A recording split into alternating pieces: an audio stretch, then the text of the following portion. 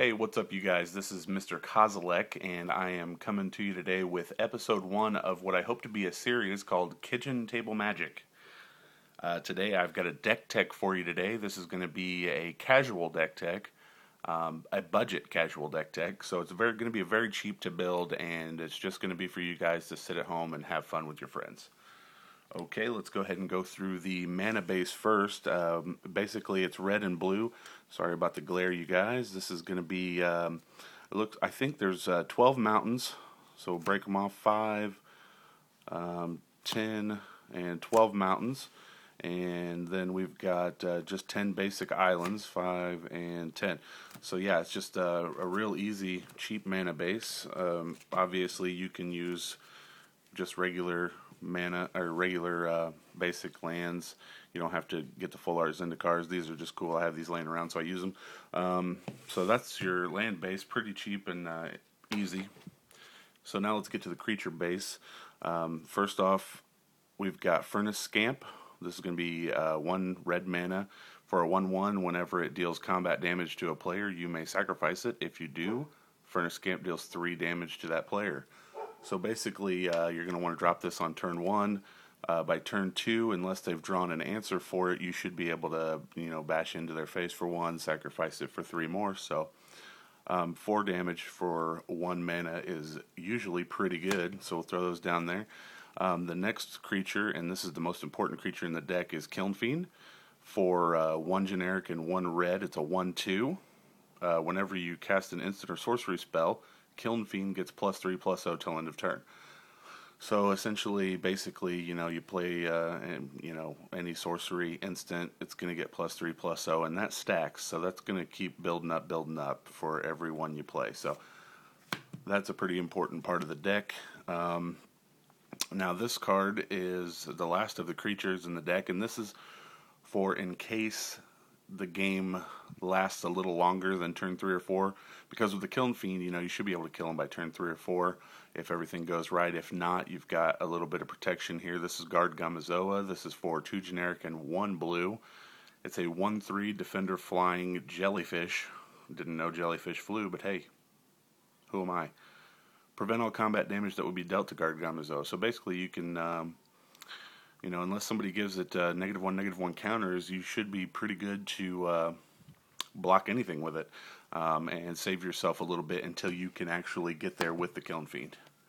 And that's it for the creatures, so let's move on to the instants and sorceries.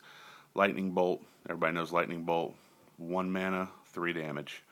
Pretty self-explanatory. There's going to be a playset of those that we're running, and Shock, basically same deal. 1 red, 2 damage. Creature or player. Removal is key.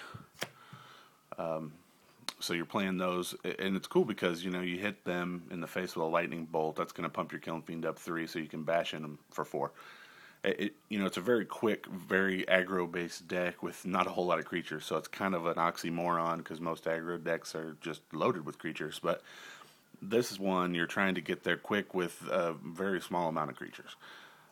This one is the most important sorcery in the deck. This is Distortion Strike for 1 blue mana. Target creature gets +1/+0 until end of turn and is unblockable this turn. And it has rebound. So basically what you're going to do with this is hopefully you have one of these in your hand on turn 3. After you've played your Kiln Fiend, you're going to want to hit it with the Distortion Strike, making it it's going to make it a 5/2 and make it unblockable.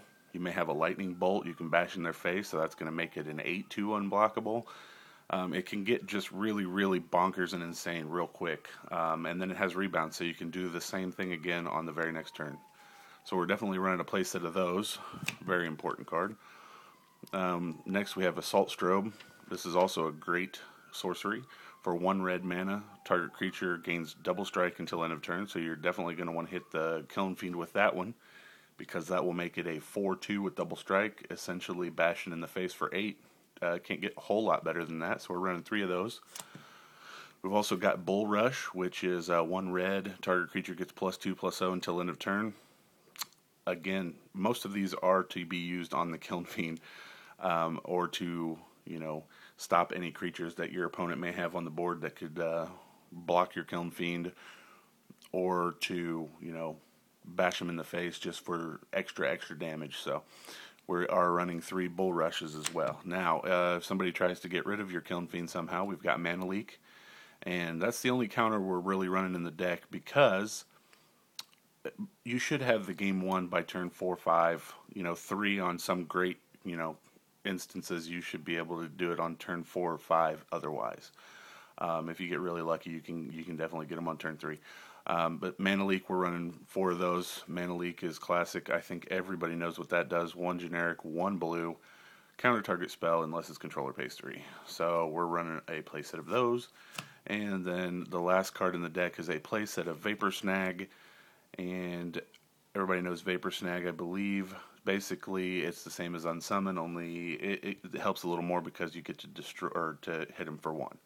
So for 1 blue, return target creature to its owner's hand, and its controller loses 1 life. So a playset of those. So yeah, that's the deck. It's really only super good against one other player. If you're going to play a bigger multiplayer game, you're probably not going to want to use this because you're going to become an instant target once they see what you're playing. And it doesn't do very good against multiple players. You're wanting to just pick off one person very quick. So yeah, if you guys want to see more great Magic the Gathering content, make sure you guys go check out MTG Headquarters, Mr. Lubufu, Josh Oros, Link the Zimmit, and Milo the Great One. Those guys have some great content. And if you enjoyed this video, please take a second to hit the old thumbs up button, comment, subscribe. And I'm also thinking of making this a weekly series, so if you guys would like to see more of these in the future, just let me know. And until next time, this is Mr. Kozilek saying, hey, the kitchen table, it's not just for dinner anymore.